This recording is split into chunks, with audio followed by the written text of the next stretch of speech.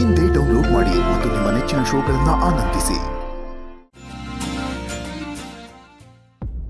ವಿಶ್ವನೆಲ್ಲಾದ್ರೂ ನೋಡಿದ್ರಾ? ಇಲ್ಲ ತನವರೇ.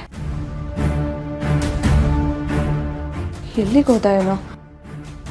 ಅಲ್ಲ, ನನಗೇನು ಹೇಳಿ ಹೋಗಲ್ಲ. ನಿಮ್ಗಾದ್ರೂ ಏನಾದರೂ ಹೇಳಿದ್ನೇನೋ ಅಂತ ಕೇಳಿದೆ. ನಂಗೆ ಯಾಕೆ ಹೇಳಿ ಹೋಗ್ತಾರೆ ತನವರೇ? ಅದೇ ನನಗೂ ಗೊತ್ತಿಲ್ಲ. ಮುಂಚೆ ಎಲ್ಲ ನಿಮ್ಮನ್ನು ಮೀಟ್ ಮಾಡಿಸ್ತೀನಿ ಬಾರು ಅಂತಂದರೆ ಕೇರ್ಲೆಸ್ ಮಾಡ್ತಿದ್ದ. ಆದರೆ ಇವಾಗ ನಿಮ್ಮ ಹತ್ರ ತುಂಬ ಚೆನ್ನಾಗಿ ಮಾತಾಡ್ತಾನೆ. ನಿಜ ಹೇಳಬೇಕಂದ್ರೆ ನನಗಿಂತ ಚೆನ್ನಾಗಿ ನಿಮ್ಮನ್ನೇ ಹಚ್ಕೊಂಡಿದ್ದಾನೇನೋ ಅನಿಸ್ತಿದೆ. ಅದಕ್ಕೆ ನಿಮ್ಗೆ ಹೇಳಿ ಹೋಗಿದ್ದಾನೇನೋ ಅಂತ ಕೇಳಿದೆ. ಹಾಗೆಲ್ಲ ಏನೂ ಇಲ್ಲ ತನವರೇ. ಅಲ್ಲ ಚಂದನ ಅವರೇ, ನಿಮಗೆ ನಿಜವಾಗ್ಲೂ ಯಾರೂ ಇಲ್ವಾ? ಅಪ್ಪ ಅಮ್ಮ ಗಂಡ ಸಂಬಂಧಿಕರು ಯಾರೂ ಇಲ್ವಾ? ಇಲ್ಲ. ನೋಡಿ, ನಾನು ಯಾವಾಗ ಕೇಳಿದ್ರು ಹೀಗೆ ಹೇಳ್ತೀರ. ಅಲ್ಲ, ನೀವು ನಮ್ಮ ಮನೆಗೆ ಬಂದು ಇಷ್ಟು ದಿನ ಆದರೂ ನೀವು ಮನ್ಸು ಬಿಚ್ಚಿ ಮಾತಾಡೇ ಇಲ್ಲ. ಅಲ್ಲ, ಹಾಗೇನಾದರೂ ಇದ್ದರೆ ಹೇಳಿ, ನಾನೇ ಅವ್ರ ಹತ್ರ ಕರ್ಕೊಂಡು ಹೋಗ್ತೀನಿ. ಯಾರೂ ಇಲ್ಲ ಅಂತ ಹೇಳಿದ್ದೀನಿ ಅಲ್ವಾ? ಪದೇ ಪದೇ ಯಾಕೆ ಅದೇ ಪ್ರಶ್ನೆ ಕೇಳ್ತಾ ಇರ್ತೀರಾ ನನಗೆ? ನೋಡಿ ನೋಡಿ, ನಾನು ಕೇಳಿದಾಗೆಲ್ಲ ಹೀಗೆ ಕೋಪ ಮಾಡ್ಕೋತೀರಾ. ಇತ್ತೀಚೆಗೆ ನಿಮ್ಮ ಬಿಹೇವಿಯರಲ್ಲಿ ತುಂಬಾ ಚೇಂಜಸ್ ಕಾಣ್ತಿದೆ. ಅಲ್ಲ ಚಂದನ ಅವರೇ, ಯಾವಾಗಲೂ ನೀವು ಮನೇಲೇ ಇರೋರು ಇತ್ತೀಚೆಗೆ ಏನೋ ಒಂದು ನೆಪ ಹೇಳಿ ಹೊರಗಡೆ ಹೋಗ್ತೀರಾ. ಎಲ್ಲಿಗೆ ಹೋಗ್ತಿದ್ದೀರಾ ಅಂತ ಕೇಳಿದ್ರೆ ನಂಬಕ್ಕೆ ಆಗದಿರೋ ಅಂತ ಕಾರಣ ಕೊಡ್ತೀರಾ. ಇಲ್ಲೇ ನನಗೆ ಅನುಮಾನ ಬರ್ತಿರೋದು. ನಿಮ್ಗೆ ಅನುಮಾನ ಬರ್ತಿದೆ ಅಲ್ವಾ? ಒಂದು ಕೆಲಸ ಮಾಡಿ, ನಾನು ಎಲ್ಲಾದರೂ ಆಚೆ ಹೋದರೆ ನನ್ನ ಹಿಂದೆನೇ ಫಾಲೋ ಮಾಡ್ಕೊಂಡು ಬನ್ನಿ, ನಂಗೆ ಗೊತ್ತಿಲ್ಲದೆ ಇರೋ ಥರ. ಆವಾಗ ನಿಮಗೆ ಗೊತ್ತಾಗುತ್ತೆ. ಅದು ಹೇಗಾಗುತ್ತೆ ಚಂದನ ಅವರೇ? ಇವಾಗ ನಾನು ನಿಮ್ಮ ಹತ್ರ ಎಲ್ಲ ಹೇಳ್ಕೊಂಡಿದ್ದೀನಿ, ನಿಮ್ಮನ್ನು ಫಾಲೋ ಮಾಡ್ತಿದ್ದೀನಿ ಅಂತ ನಿಮಗೆ ಗೊತ್ತಾಗಲ್ವಾ? ಅದು ಬಿಡಿ, ನೀವು ವಿಶ್ವ ಸೇರ್ಕೊಂಡು ನನ್ನ ಹತ್ರ ಏನಾದರೂ ಮುಚ್ಚಿಡ್ತಿದ್ದೀರೇನೋ ಅಂತ ಅನುಮಾನ ನನಗೆ.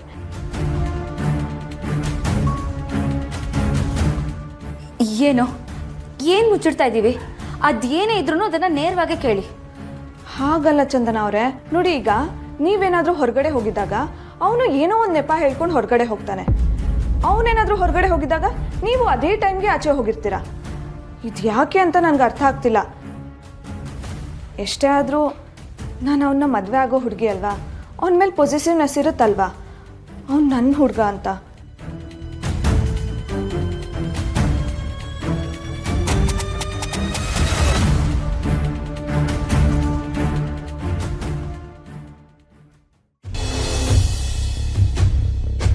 ಯುವರ್ ಆನರ್, ನನ್ನ ಕಕ್ಷಿದಾರರಾದಂಥ ಶ್ರೀನಿವಾಸರವರು ತಮ್ಮ ಮಕ್ಕಳಿಗೋಸ್ಕರವಾಗಿ ಅವರು ಹುಟ್ಟಿದಾಗಲಿಂದ ಇಲ್ಲಿಯವರೆಗೂ ಏನೇನು ಖರ್ಚು ವೆಚ್ಚ ಮಾಡಿದಾರೋ ಅದಿಷ್ಟನ್ನು ಈ ಬುಕ್ಕಲ್ಲಿ ಬರೆದಿಟ್ಟಿದ್ದಾರೆ. ಇದನ್ನು ಅವರೇ ವಿವರಣೆ ಕೊಡಲಿಕ್ಕೆ ತಾವು ಅನುಮತಿ ಕೊಡಬೇಕು ಅಂತ ತಮ್ಮಲ್ಲಿ ಪ್ರಾರ್ಥನೆ. ಏನ್ರಿ ಶ್ರೀನಿವಾಸರವ್ರೆ, ಲೆಕ್ಕ ಸರಿಯಾಗಿ ಬರೆದಿದ್ದೀರೋ ಇಲ್ಲ ಯಾವ್ದಾರು ಮರ್ತಿದ್ದೀರೋ? ಇಲ್ಲ ಸ್ವಾಮಿ, ನನಗೆ ನೆನಪಿರೋಷ್ಟು ಬರೆದಿದ್ದೀನಿ ಸ್ವಾಮಿ. ಸರಿ, ಅದೇನು ಅಂತ ಹೇಳಿ. ಮಹಾಸ್ವಾಮಿ, ಅದು ಇವರಿಬ್ಬರು ಹುಟ್ಟಿದಾಗಿಂದ ಇಲ್ಲಿ ತನಕ ಏನೇನು ಖರ್ಚು ಮಾಡಿದ್ದೀನೋ ಅದನ್ನು ಬರೆದಿದ್ದೀನಿ. ಇವರು ಹುಟ್ಟಿದಾಗ ಆಸ್ಪತ್ರೆ ಖರ್ಚು, ಸ್ಕೂಲಿಂದ ಕಾಲೇಜ್ ತನಕ ಕಟ್ಟಿರೋ ಫೀಸು, ಯೂನಿಫಾರ್ಮು, ಪುಸ್ತಕ, ಪೆನ್ಸಿಲು ಎಲ್ಲ ಲೆಕ್ಕನೂ ಬರ್ದಿದ್ದೀನಿ ಸ್ವಾಮಿ. ಹಬ್ಬಗಳಿಗೆ ಪ್ರತಿ ಸಲ ಹೊಸ ಬಟ್ಟೆ ಕೊಡಿಸ್ತಿದ್ದೆ, ಆ ಲೆಕ್ಕ. ದೀಪಾವಳಿ ಹಬ್ಬಕ್ಕೆ ಇಂಥದ್ದೇ ಪಟಾಕಿ ಬೇಕು ಅಂತ ಹಠ ಮಾಡೋರು, ಅದರ ಲೆಕ್ಕ ಎಲ್ಲ ಬರ್ದಿದ್ದೀನಿ ಸ್ವಾಮಿ. ಪ್ರತಿ ವರ್ಷ ಹುಟ್ಟುಹಬ್ಬ ಆಚರಿಸ್ತಿದ್ದೆ, ಅದರ ಲೆಕ್ಕ ಬರ್ದಿದ್ದೀನಿ. ಆಮೇಲೆ ಇವರಿಬ್ಬರಿಗೂ ಬುದ್ಧಿ ತಡವಾಗಿ ಬಂದರೂ ದಾಡಿ ಮೀಸೆ ಬೇಗ ಬಂತು ಸ್ವಾಮಿ.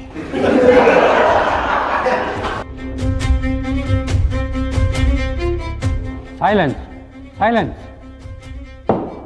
ಆಗ ಇವ್ರಿಗೆ ನಾನು ಕೊಡಿಸಿರೋ ಬ್ಲೇಡು, ಶೇವಿಂಗ್ ಕ್ರೀಮು, ಆ ಲೆಕ್ಕನೂ ಬರ್ದೀನಿ ಸ್ವಾಮಿ. ಆಮೇಲೆ ಚಿಕ್ಕವನು ಮೊದಲಿಂದಲೂ ಹೀಗೆ ಯಾವಾಗಲೂ ಉದ್ದ ಕೂದಲು ದಾಡಿ ಬಿಟ್ಕೊಂಡಿರೋನು 3 ತಿಂಗಳು ಒಂದು ಸಲ ಕಟಿಂಗ್ ಮಾಡಿಸ್ತಿದ್ದೆ. ದೊಡ್ಡವನಿಗೆ ಪ್ರತಿ ತಿಂಗಳು ಮಾಡಿಸ್ಬೇಕಿತ್ತು, ಆ ಲೆಕ್ಕನೂ ಬರ್ತಿದ್ದೀನಿ ಸ್ವಾಮಿ.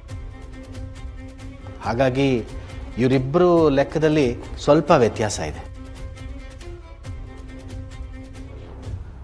ಏನಾದ್ರು ಬ್ಲೇಡು, ಶೇವಿಂಗ್ ಕ್ರೀಮು ಇದ್ರದ್ದೆಲ್ಲ ಲೆಕ್ಕ ಬರೆದಿದ್ದಾರೆ. ಇರೋ ಸ್ವಲ್ಪ ಇನ್ನೂ ಏನೇನು ಲೆಕ್ಕ ಬರೆದಿಟ್ಟಿದ್ದಾರೆ ಕೇಳೋಣ. ಕರ್ಮ. ಇವ್ರು ಸ್ವಲ್ಪ ಬೆಳೆದು ದೊಡ್ಡವರಾಗಿ ಹೈಸ್ಕೂಲು ಕಾಲೇಜ್ಗೆ ಹೋಗುವಾಗ ಮನೇಲಿ ತಿಂಡಿ ಮಾಡೋದು ತಡ ಆಗುತ್ತೆ ಅಂತ ಹಾಗೆ ಓಡೋಗ್ಬಿಡೋರು. ನಾನು ಪಾಪ ಮಕ್ಕಳು ಹೊಟ್ಟೆ ಹಸ್ಕೊಂಡು ಹೋಗ್ತಾರಲ್ಲ, ಹೋಟ್ಲಲ್ಲಿ ಏನಾದರೂ ತಿನ್ಕೊಳ್ಳಿ ಅಂತ ವಾರಕ್ಕಿಷ್ಟು ಅಂತ ಪಾಕೆಟ್ ಮನಿ ಕೊಡ್ತಿದ್ದೆ. ಆ ಲೆಕ್ಕನೂ ಬರ್ದೀನಿ ಸ್ವಾಮಿ. ಇವ್ರಿಗೆ ಕ್ರಿಕೆಟ್ ನೋಡಬೇಕು ಅಂತ ತುಂಬ ಆಸೆ. ಪಾಪ ಬೇರೆಯವ್ರ ಮನೆಗೆ ಹೋಗಿ ಟಿ ವಿ ನೋಡ್ತಾರಲ್ಲ ಅಂತ ಒಂದು ಟಿ ವಿ ತಂದು ಕೇಬಲ್ ಹಾಕಿಸ್ದೆ. ಆ ಲೆಕ್ಕ ಬರ್ದಿದ್ದೀನಿ. ಸಂತು ಓದ್ ಮುಗಿದ ಮೇಲೆ ಕೆಲಸ ಸಿಕ್ಕಲಿಲ್ಲ. ಆ ಟೈಮ್ನಲ್ಲಿ ನಾನು ಅವ್ರ ಖರ್ಚಿಗೆ ಅಂತ ಕಾಸು ಕೊಡ್ತಾ ಇದ್ದೆ. ಸಂತೋಷದ್ದು ಮದುವೆ ಖರ್ಚು ಸಹ ನಾನೇ ಮಾಡಿದ್ದೀನಿ ಸ್ವಾಮಿ. ಆ ಲೆಕ್ಕ ಬರ್ದಿದ್ದೀನಿ. ಹರೀಶ ನಮಗೆ ಹೇಳದೆ ಕೇಳದೆ ಹೋಗಿ ಮದುವೆ ಮಾಡ್ಕೊಂಡು ಬಂದ. ಆ ಮದುವೆ ಖರ್ಚು ಒಂದು ಉಳಿಸ್ದ. ಆಮೇಲೆ ಮೊನ್ನೆ ರಿಟೈರ್ಡ್ ಆದಾಗ ತಲಾ 5 ಲಕ್ಷ ಕೊಟ್ಟಿದ್ದೀನಿ ಸ್ವಾಮಿ. ಹರೀಶನ್ ಕೆಲಸದಲ್ಲಿ ಏನೋ ತೊಡಕಾಯಿತು ಅಂತ ಸಹಾಯ ಕೇಳ್ದ. ಅವನಿಗೆ ಇನ್ನೂ 5 ಲಕ್ಷ.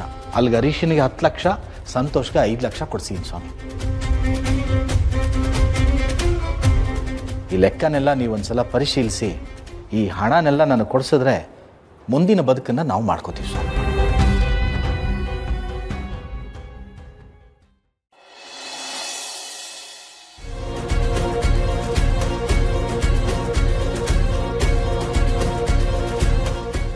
ನೀವೇನಾದರೂ ಹೊರಗಡೆ ಹೋಗಿದ್ದಾಗ ಅವನು ಏನೋ ಒಂದು ನೆಪ ಹೇಳ್ಕೊಂಡು ಹೊರಗಡೆ ಹೋಗ್ತಾನೆ. ಅವನೇನಾದರೂ ಹೊರಗಡೆ ಹೋಗಿದ್ದಾಗ ನೀವು ಅದೇ ಟೈಮ್ಗೆ ಆಚೆ ಹೋಗಿರ್ತೀರ. ಇದು ಯಾಕೆ ಅಂತ ನನಗೆ ಅರ್ಥ ಆಗ್ತಿಲ್ಲ. ಎಷ್ಟೇ ಆದರೂ ನಾನು ಅವನ್ನ ಮದುವೆ ಆಗೋ ಹುಡುಗಿ ಅಲ್ವಾ, ಅವನ ಮೇಲೆ ಪೊಸೆಸಿವ್ನೆಸ್ ಇರುತ್ತಲ್ವಾ, ಅವ್ನು ನನ್ನ ಹುಡುಗ ಅಂತ. ಜಾನು, ಇಲ್ಲಿ ನಿಂತ್ಕೊಂಡು ಏನು ಯೋಚನೆ ಮಾಡ್ತಿದ್ದೆ? ಏನಿಲ್ಲ, ಸುಮ್ಮನೆ ಹಾಗೆ ನಿಂತಿದ್ದೆ ಅಷ್ಟೆ. ಯಾಕೋ ಡಲ್ಲಾಗಿದೆಯಾ ಅನ್ಸುತ್ತೆ.